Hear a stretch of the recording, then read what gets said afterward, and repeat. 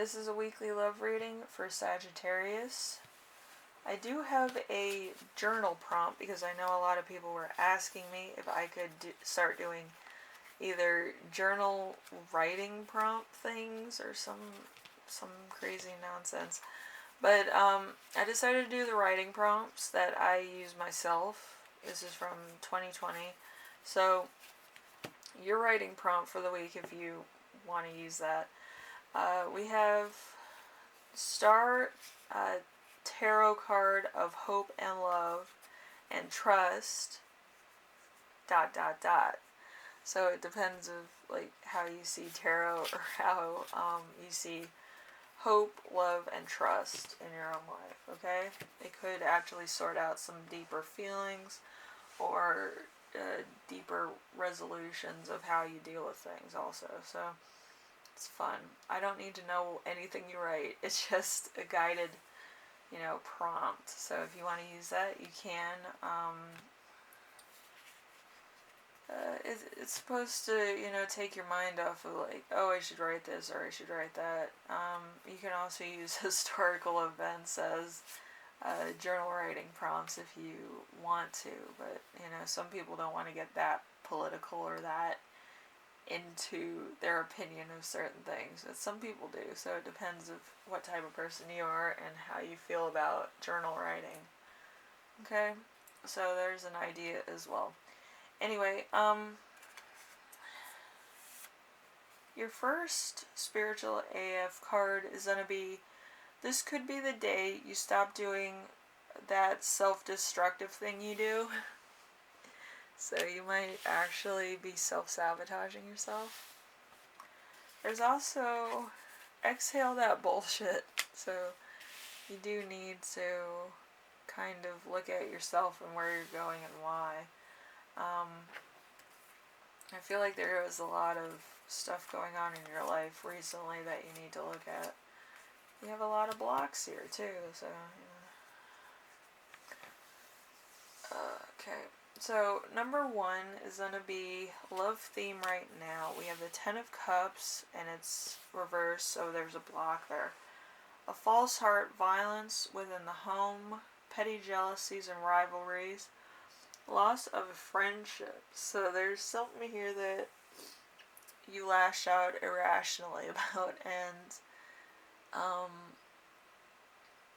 yeah, I just feel like you might feel like a trapped person or a trapped animal a lot of times, kind of doing routine stuff that you kind of don't want to do anymore, or there's a facade that you don't want to keep up for a long period of time any longer. I feel like you might have been working for the sake of working to keep up a facade for a while, so now everything kind of, departs, that flutters away, basically.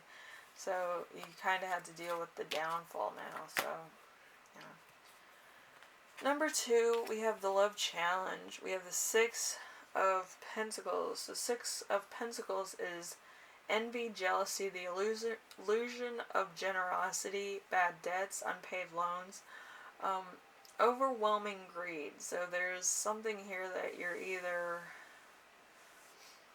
really, in debt, or you're kind of putting on a facade like you're fine, but you might be jealous of some people. You might have kind of like a grudge against certain people because you have unpaid loans and you have debt to pay off. So there's a lot of stuff that you need to look at and pay off, or probably get a job. I feel like for some of you might be unemployed at the moment, so you might need to get a job for that as well. So there's a bit of a problem there. So number 3, we have your lesson in all of this, especially in this relationship you're in. We have the Queen of Wands in reverse. So jealousy, overly emotional and unstable and fickle liar of a mean stripe and opposition. So there is, it's either you or somebody else that kind of has a mean streak towards other people. And I feel like it constantly comes out in order to speak wrongly of somebody else, so it could be you or your partner. The only problem with that, since you're a bystander and you didn't stop this from happening, you do have to deal with the karma of the situation. Okay, so if you're talking about somebody, you probably shouldn't be talking about people. Because with karma, some people are held at higher regards than other people because of certain placements and certain extra stars that are in their chart. Some people actually have the North Star in one of their houses, like their constellation houses, so it's kind of neat, but it's also kind of like if you say anything wrong about them, like there's going to be consequences. So you might have actually been talking about somebody who has that in their chart, so it might be a little bit, kind of on point of what's happening right now, so just be careful. Number 4 is their lesson. So this is your person that you're with, I believe. I believe that you're kind of in like a marriage or a strong commitment. So that's kind of what I'm picking up on. So the Ten of Swords is a victory won at a expensive cost, a moment of power. So this could have been an ex. This could have been somebody who just, maybe moved on, or maybe it's an ex from like the past that's doing well or something, or they're having some victories. But there's somebody here that they're getting on with their life. They're not really worried about you at all. So there's that as well. Anyway, number 5 is growth zone for both of you. We have the Emperor in reverse. So a benevolent person, but immature and ineffective, given to petty emotional outbursts and extreme retentive of grains.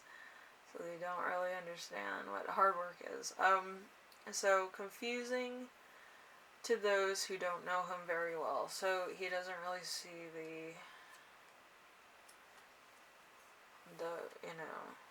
the wealth that he has, wealth of knowledge, or actually learning something about himself, and what to change. Some people never change. They never want to learn the lessons that they're supposed to learn, so they constantly make the same mistakes and they never move on from those mistakes.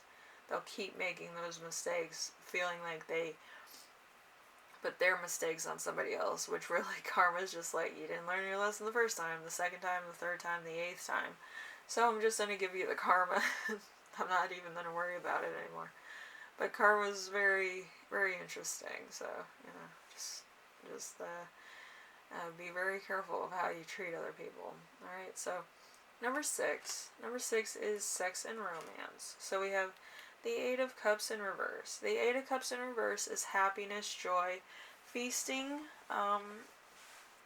striving for a goal. So you might be striving for a goal. I feel like both of you are striving for a goal. One of you is striving to be successful. The other one's striving for revenge, to some degree. So there's going to be a new stage in your life. So there's a point where you can either start over or do your revenge thing. I don't think your revenge thing will go through though. So your new stage in life is going to start literally from square one. Square one means that, like everything that has to do with rebirth, you can either climb, crawl, run, walk, or, take everything on as it comes. Okay, and I feel like that's kind of where you're at right now. You kind of had to make a decision of how to approach a new chapter in your life. Alright? So anyway, Sagittarius, hopefully this helps you out in some way, shape, or form. I feel like you're going through big changes.